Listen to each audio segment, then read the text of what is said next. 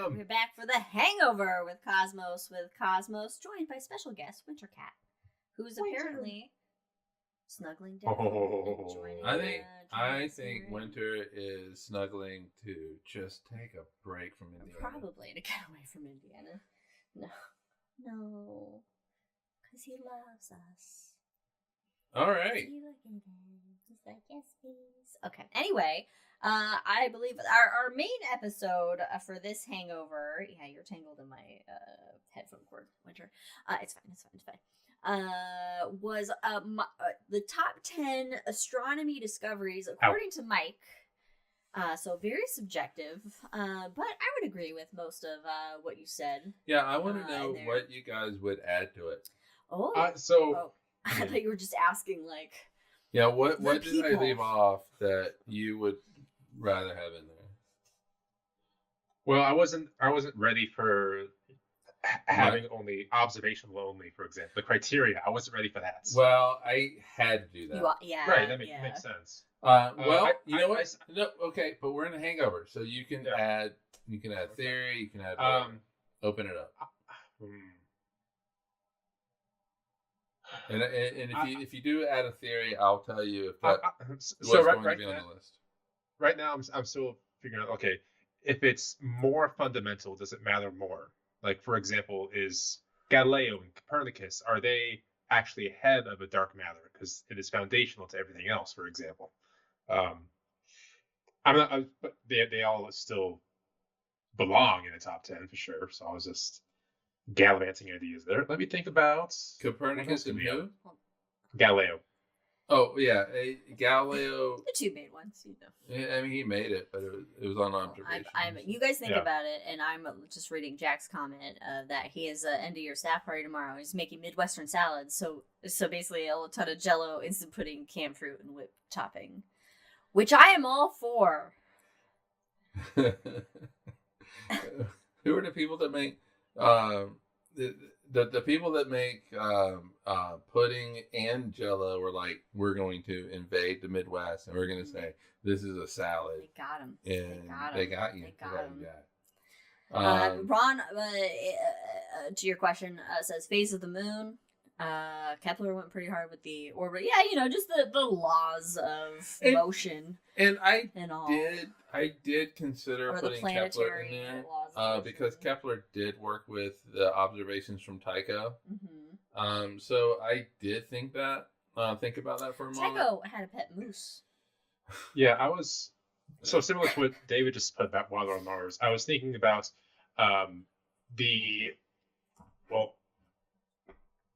realizing that Venus and Mars are not capable of life currently. Like, for a long time, we thought Venus was a tropical world. We had the canales on Mars, and understanding that they do not have the correct atmosphere, they do not have the correct environments. That in itself is a major discovery. So I might put that up there.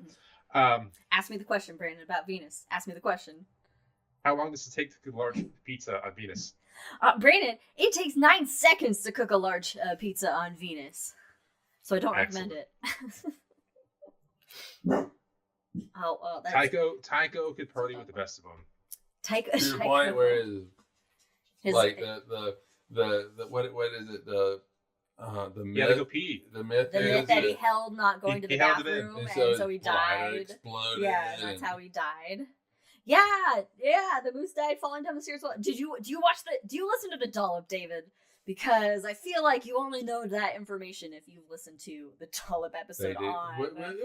Maybe you just like reading about Tycho. Okay, well, yeah. I guess you could like reading. I mean, that is what most people do. Read. That is pretty hardcore, though. Moose gets drunk, falls down the steps. Poor moose. Like, it didn't ask for this life. It doesn't know what is happening to it. But it probably died happy. Reddit. Okay, all right. Oh, yeah, you should check out the Dollop. The Dollop podcast. All right. Anyway. So, favorite theory that was an almost theory. So, I will lead off that I'm going to make a whole episode about this, I've decided, because we can do that. And I think that'll be a lot of fun. I'll top 10 fire as well. But for right now, so we're just kind of spitting ideas out. I got distracted by dog names. tried to name his dog Tycho, but settled on Yeah. Ziggy Stardust. That's a good one. That's a good one. Tycho was on my list, but Mr. Baggins. All right. Well, And my had to be favorite Fro- and had to be theory Frodo. that did not make it anywhere because it's dumb was I had given, it was an adults night out lecture at Arizona Science Center. No, you can't. The place that shall not be named. I gave an adults night out lecture at the place that shall not be named. Leia, lie down. You don't need part of this. Please, let me see the label. And what happened there, Mike? So the topic was what methods astronomers use to find exoplanets. And basically I just ran down the different ones at the time. This was before the Kepler deluge of data. Pretty cappy caps. And this guy comes up to me afterwards. Not the meteorite guy. It's the meteorite guy. Some space rocks. Space rocks guy. In my pockets. Yeah.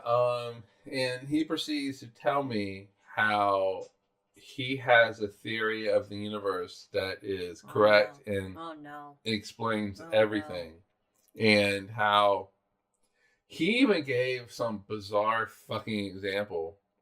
And he was like, basically it was in mathematics you have things called geometric series. So basically it's a series of numbers. It was based on a series, mathematical series. And he said, I used it to explain something that happened with a star. And I was like, dude, it's not right. It's not right. No, it doesn't explain everything. You can't, sure, you might be able to take a series and, calculate something with it, but it doesn't fundamentally explain anything with the universe. And he was like, I've solved it. Yeah, I've solved it. I got it all figured out. Einstein was wrong. I mean, he basically was saying Einstein was wrong. But he's been wrong, proven physics, correct so many times. Jack, I don't know what you're doing, but stop. All right, dog Jack. Jack. Podcast Jack. Stop doing what you're doing. Midwestern pudding. Salad. Yeah, and at the time I was just like, dude, I mean, I told him he was wrong. I'm like, it's not right. You don't, you're not taking into consideration. Everybody has their theories. Hypotheses. Yeah, it was just my God. Everybody wants to know something. But the thing was, I was trapped, and I could not escape it.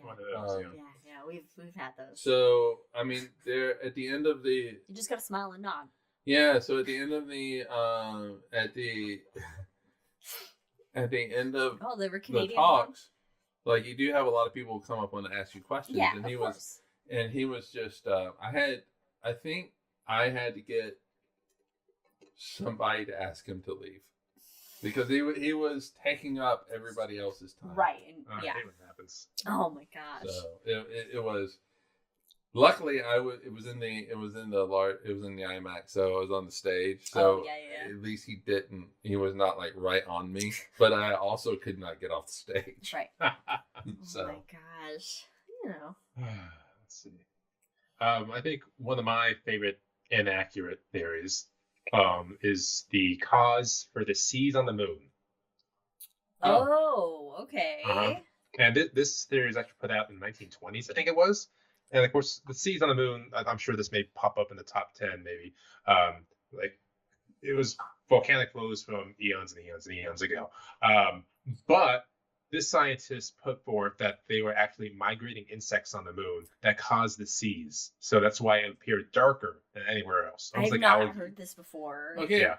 But they don't move. Insects? They don't move. So how are they migrating? Yeah, you would see that migration pattern. You would see, because this was 1920s, so photography is only around for 50 years, we could say. And so by looking at the drawings of Galileo, looking at the drawings of all these other astronomers, we can see the slight differences between them all, which, Which by hand there'd be slight differences, sure. And maybe he was thinking, well, that's clearly migrating insects on the moon. Obviously, what else could it be? Nothing else could explain it. But could be crab. insects can. They could be migrating. Is crabs. this like a prequel to like Super Troopers or not Super Troopers? That moon thing. What troopers? What troopers with the insects? Yeah. Starship Troopers. Starship Troopers. Yeah. Starship Troopers. Thank you. It's just the prequel to Starship Troopers. Yes, it is. Yes. That's where they store before they invade. Thank you. Yes. Oh my God. Well, 1920. It's either that or it's Nazis. Yeah, that's plenty of Nazis. Well, they went there. I mean, in the 20s and 30s, and even through the moon landings, even through the there were wild theories on the planets of the solar system. I think we touched on the tropical Venus, for example, the life forms that could live on Mars. It was just a wild time. We know enough to think we know things, but we're still pretty fucking stupid. Like we were still in kindergarten. What and my favorite phrase, of course, from the exoplanet show, Planetarium show. Say it. I'm gonna say the line. What's the show? I can't remember the name of the show. It's called Exoplanet, isn't it? No. Extreme Planets? No. Extreme Planets. Extreme Planets. Extreme Planets. We're in the horse and buggy days of space exploration. Yeah, isn't Ron part of that? Was it Clark? Was that a Clark Planetarium production? It was. Extreme Planets? Yeah. I don't know which one. I can't tell between. It was either Clark I just know that and Cosmic Dragons. Yeah, it's the best line of any Also, Planetarium show out there. Also a Clark production. Oh, that's my favorite. We're big fans. My favorite Planetarium show is that one. Wait a minute, Black Holes? Black Holes. Oh, yeah. Black Holes by Clark, with John Delancey as narrator. I do like me some Black Holes. And yeah, you're the Quantum Man. Well, The but Quantum this Man. is very. Oh, maybe that can be like my Halloween costume. A Quantum Man. Where and then don't show up because he's so small. Where. Oh yeah, there's that. Or because like you can't. Yes, he has his own planetarium that must not be named. Sorry, Ron, because of like the Heisenberg certainty principle, you can't know the momentum and the position. So I'll just be blurry.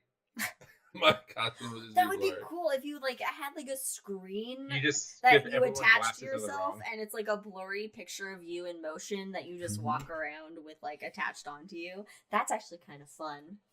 And then people will be like, you can give a little science to the kiddos of where we live. Yeah, and people in Oak Ridge will be like, even after I do the science, be like, what? I mean, that's most science that I think about. I'm like, yeah.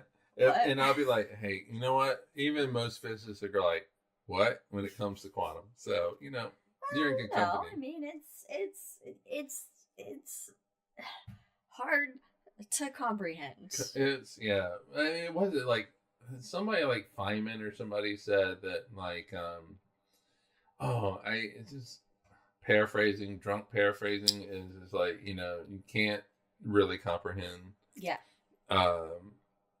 Quantum physics, and people who think they do. There was some article that I saw recently was like they did like the first photograph of image of free electron, neutron, protons, free protons, something. I only care if the scientist went, look at this photograph.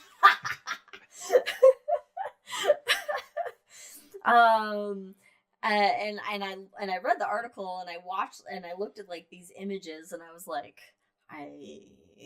they're just round things that are like in red, and it's like so hard to comprehend like the size scale reading the article, where it's like so many sizes below the width of a human hair, and I'm just like, you know how we do a major photon update once in a while? Yes. We should do something similar where we have something at our level then decreasing in size by a certain magnitude per second or per minute, and just follow it for like a year.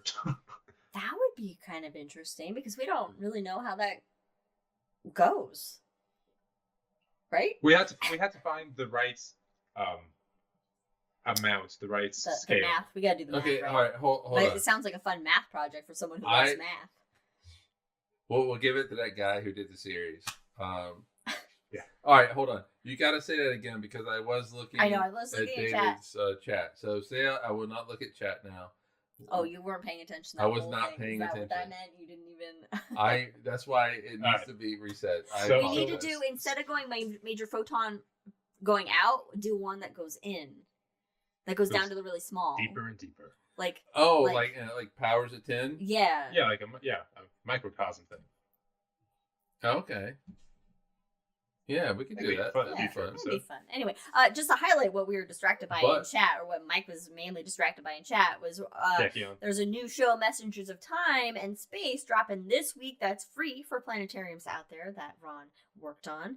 And I know Ron's work, so this is going to be good shit.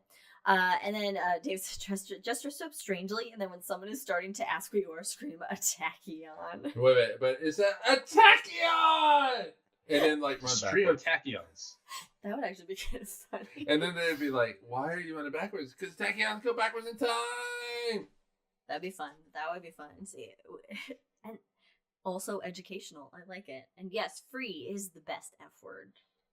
But fuck comes in a close second. Meanwhile, because it's so versatile, fuck. But anyway, yeah, I just said. Meanwhile, I'm reading Ron's thing, and I go, "This is gonna be more tickets I gotta deal with."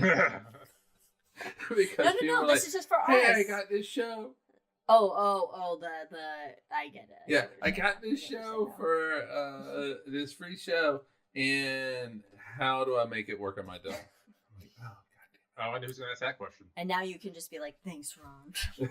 Yeah. Every time, thanks, Ron. I know who to blame on that. Thanks, Ron. So I do try to say cheers, Mike, in all my ticket responses. Which I've also taken up as my salutatory email message. I do try to be nice, though. You can tell when I'm annoyed with somebody when it says thanks, Mike. Oh, no. I use thank you when it's like a more professional kind of thing. But for any tickets that I get for this show that Ron did, it's gonna be P.S. Thanks, Ron. This ticket brought to you by Ron Proctor. Then we start spray painting it all over town in little spots. So you gotta find the thanks, Ron. Around the world. Oh, that'd be great.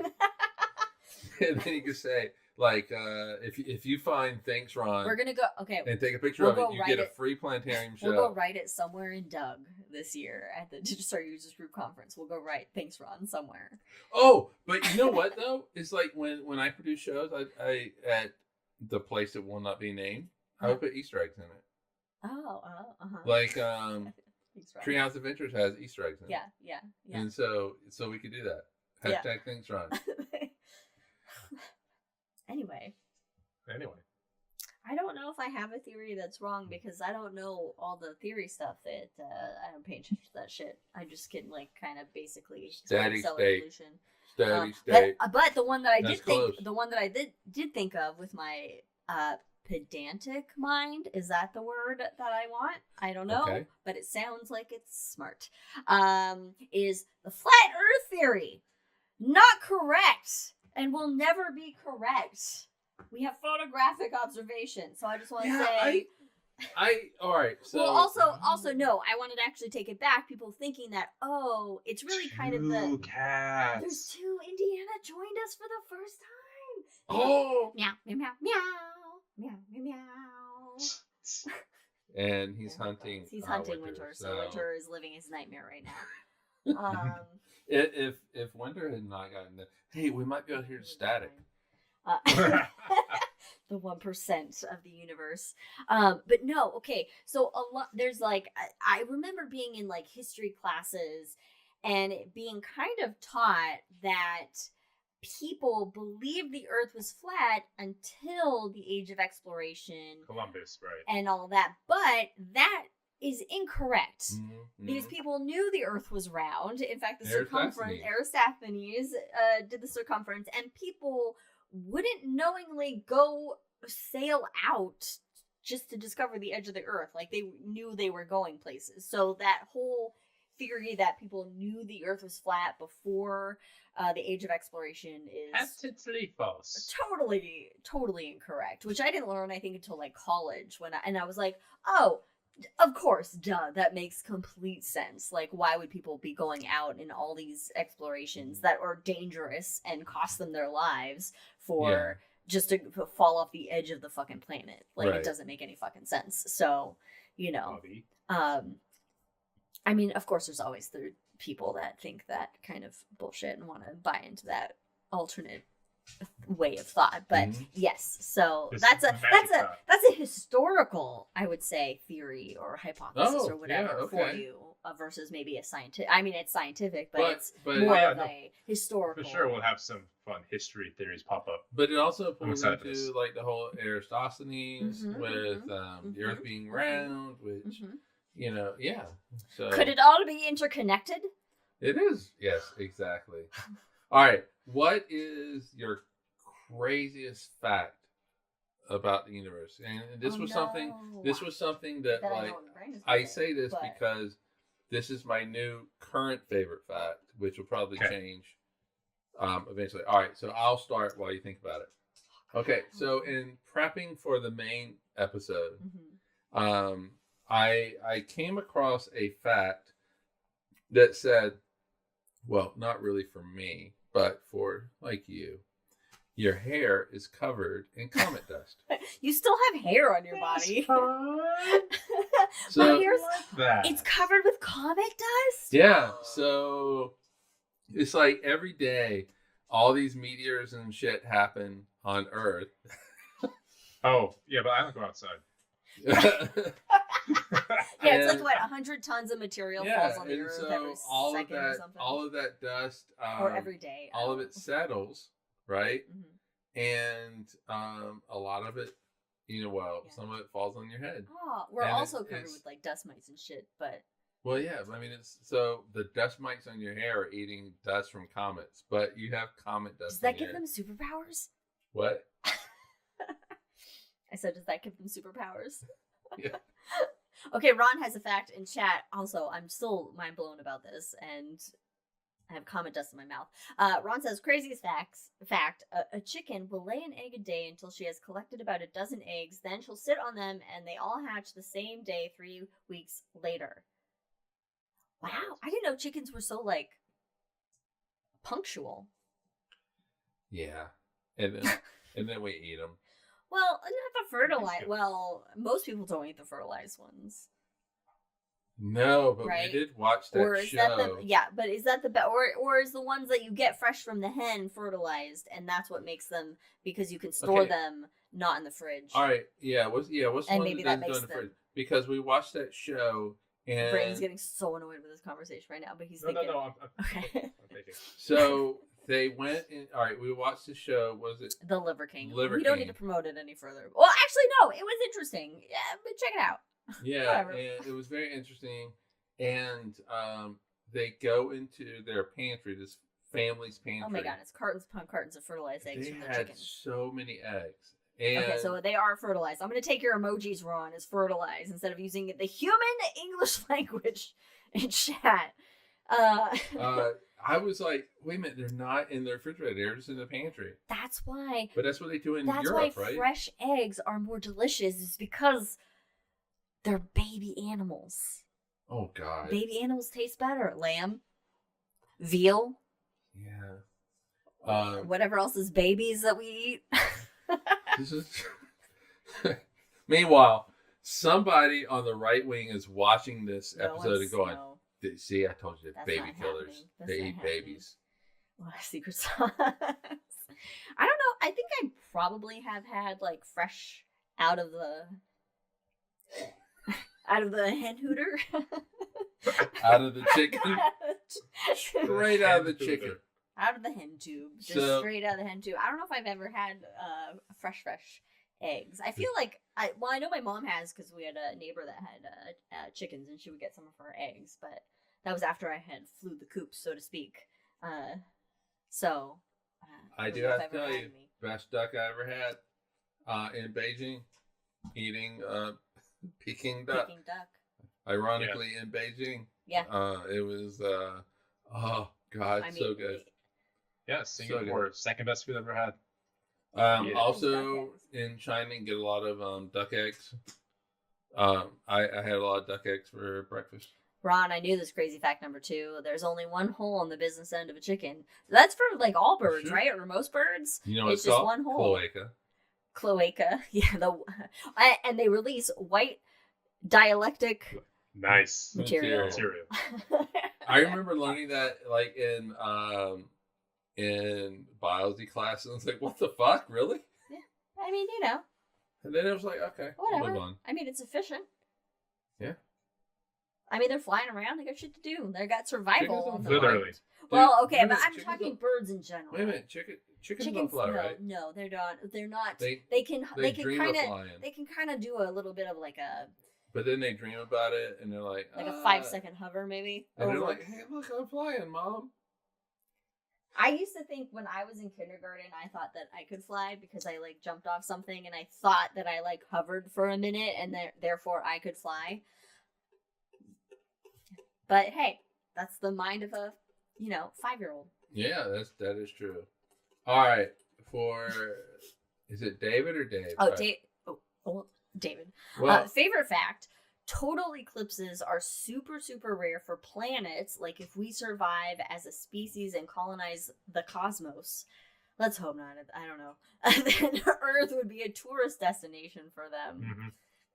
Yeah, so the moon's just the right distance from the Earth to appear the same size as the sun. Happens to be in the exact same plane. So the fact that it happens is truly astronomical. Hey. Yeah. Like for Mars, it's just a dot goes across the. Yeah. I mean, it's not a dot. It's not a dot at all. I mean, you do see. It's fear or it's death. Well, you see this asteroid kind of thing go across the sun. For Jupiter though, you can be in a spot where you do have a total solar eclipse. But is it where it's the perfect symmetry of the moon and the sun, or is it just Ganymede's big enough to cover the sun completely? Well, it's not the like perfect symmetry of it. Right. It's not that. That's what is rare. Is that? Yeah, I mean that is rare. Yeah, but you can be, quote unquote, on the surface of Jupiter and like I'm sure you can go out to Pluto and have Karen cover the sun pretty easily. Oh wow! Because the sun itty bitty from out there. Yeah. Well, of course, yeah. They're also tidally locked, and so you can, if you're on one side of Pluto, you can see its moon all the time.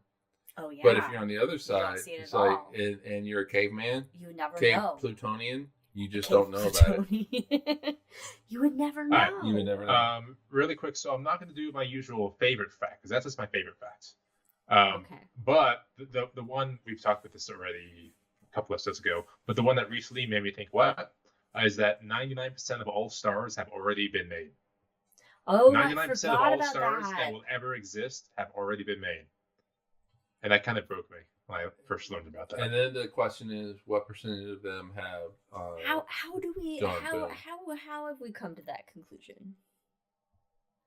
I mean, I'm sure legitimately. I bet what it is you look at the the dust material, the composition of the stars, way, and the rate of decay, of star formation, but also the universe is 13.8 billion years old. Yeah, it's like how many people have lived on Earth? A lot. A lot. It's like, has 99% of all the people who've lived on Earth already? Hopefully it's not 100. It depends how we go with climate change. I mean, it's at least what, 90%? Because we did ask this question when Jehovah's Witnesses showed up at our door, which was, okay, how many people have lived on Earth? How many are now? Right. And so the math for the 144,000. Yeah, and so what are your odds of being the 144? And it turns out it's better than the lottery. The lottery, which made me upset. But anyway, I was like, damn it. Come on, man. It sounded really high. I was like, that's got to be like greater than the lottery, but no, the lottery was. I don't know, because you don't know. I don't know. I feel like statements, things like that are like we don't know. Like we don't know enough. We don't have enough observation. We don't have enough eyes on the sky. Well, no, but we can look at, galaxies, and you can see how much, dust is in they them, have, and then you which can is extrapolate related out to how much star star formation they have formation, left. Okay, and all you can right, see all right, what I kind get it of star formation is happening now. in them, and you can make generalizations, Mhm. and and from that you can say 99% of Okay. all stars have been. And so it's not rooted in just, hey, it's just not rooted in conjecture. Yeah, yeah. Okay, I get it now. I think I needed that kind of like that explanation. Yeah. For it. And so, yeah, I mean, science is not wild statements that get made. What? In some cases, it is wild statements that get made, but then it has to be backed up. But not only does it have to be backed up, it's like within like CERN, it has to be backed up to a percentage. Yeah. And if it's not backed up to a percentage, well, oh my God, Mom. That is like so talk. far. It's on the egg talk. It's on the egg talk. Oh no. You've had lamb, Mom. But anyway, so it's got to be backed up to a percentage. Right, Otherwise, it's just it's like 99.999% that it occurred and this is true. Otherwise, it's not really considered. There's like, there's doubt. And so remember, like when in science, it just takes one experiment to prove something wrong. Right. That's the great thing about science. A theory has to be right all the time. Yeah. A hypothesis has to be right all the time. Like gravity. Yeah. So far, doing good. Doing good. But it just takes one. And so then scientists then have to wrestle with. It just takes one bad apple. Do we throw away? Do we throw away this theory, like with the Space Rocks guy with his series, or do we modify it, like with Newton and going in general theory of relativity, which then has to be modified in some way to be married with quantum, which means that we're going to throw general theory of relativity out. General theory of relativity is going to go away at some point. It's going to go away. As much as I love it. Really? Yeah, it's going to go away. Because at its heart, general theory of relativity is what we call classical theory. It is just an extension of Newton, really is what it is. It doesn't take into account quantum physics, which quantum physics is I see now. The universe actually operates quantum mechanically. It's made of all those quantums. Right, exactly, yeah. But there are certain things like the Heisenberg uncertainty principle. Schrodinger's equation, which is an interpretation of the universe, is fundamental to the universe. Is how the universe operates, and so general theory of relativity does not operate that way. So, as much as I love Einstein, as much as I love what he did with the general theory of relativity, well, just with relativity, it's incorrect. It's going to go away. Whatever this final picture is for like quantum mechanics, it at the end of the day will reduce to general theory of relativity or quantum mechanics or something like that. But it is general theory of relativity is going to go away. Mr. Frodo has joined to say he agrees. He agrees with you. And I will smile and nod because it goes way above my pay grade with quantum physics. Well, I mean, eventually we're going to have a quantum theory of gravity, and that's going to replace quantum mechanics, and it's also going to replace but also, if I can say that general theory of relativity is going to go away, our view of what quantum mechanics is today is also going to go away. Oh my It's incomplete. It's incomplete, so it's going to be replaced. One of the things that annoyed me the most in the West Wing, I know, I left field here, is that they had a throwaway line where they're just sitting on a porch after an election saying, hey, they found the theory of everything. Cool. And then nothing changes after that. I mean, yeah. Yeah. In the overall scheme of the world, but I look forward to the day where physics really does become nothing more than biology, where we are classifying Oh, biologists up in arms about that. yeah. Well, bring it, bro. Well, what about Bigfoot? Oh, What about Nessie? okay, all right. Biologists still have work to do. Question for the chat. No. And this has not been Liz approved, so I'm going out on a limb here. Uh-oh. So in July, Uh-oh. Oak Ridge is going to host a Uh-oh. Bigfoot. Uh-oh. I don't know Festival. if you should say the city we live in, but I have said where I we know. live so many times, and you're just now saying that we shouldn't say. Anyway. It- Yes, the Sasquatch Festival. Yeah, it's called Sasquatch. But we don't want to. It's good for the community because it brings in tourism and stuff. Right. So But we had this conversation last night before we went to a local theater theatrical production, and which was actually pretty it's good. very good. And so, should we go to the Bigfoot Festival? Do we give money to Yes. Bigfoot enthusiasts? Absolutely. They're harmless people. Okay, all right. All right. They're just a little nutty. They just like their things. They just got their kinks.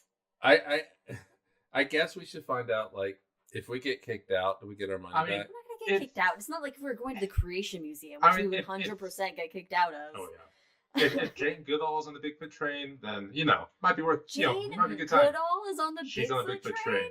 Yeah. Maybe she'll be a speaker. Oh, she is. Never mind. I'm not gonna ageism. OG furries. I mean, look, it's great for the town, so we're happy All right. to support it. Chat but has spoken. We Chat have has to go. spoken. We will go. Yes, okay. We will go, and we will be, And we will be positive participants of society Should and open-minded we in should honor of do- Jane Goodall.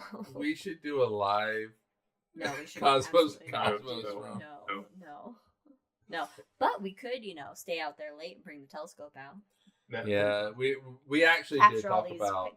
Bigfoot people. with And phones. I may need to step away for a little bit just to give my Bigfoot some attention here because he's kind of going on. Oh, Frodo. Well, Considering it's whatever time it is. Yeah, we could call it. If Let's you call need it. I mean, we've talked about some stuff. It's been fun. It's been Yeah. good. We're all feeling a little drink mead. I don't. We'll give you a break because we also have to record some shots. Forgot about that. Yeah. Yep. We're not. No kink shaming. No kink shaming. No. Especially not the OGers. Unless that's what they're into, then we can keep shaming. Yeah, if they want the kink shame, then you just gotta communicate your preferences and your pronouns, and we're there. All right. Let's call it. Okay. What are we Yeah, doing in it's 2 your- weeks? It's your show. Oh, High in the Sky for June will be in 2 weeks, so I will already. Will we be in June already? Or almost in I don't June? know. I don't Close know. to it. Anyway, whatever. I don't know how time works, but more of that watch it sometime. Check it out. Wait a minute. Happy Volcano Day. What? Today's Volcano Day. But happy Volcano Day, everybody. We will see you next time. Follow us on all the things at Cosmos with Cosmos. And we'll close it out. I'm glad you guys had fun. We had fun too. So Cheers. bye.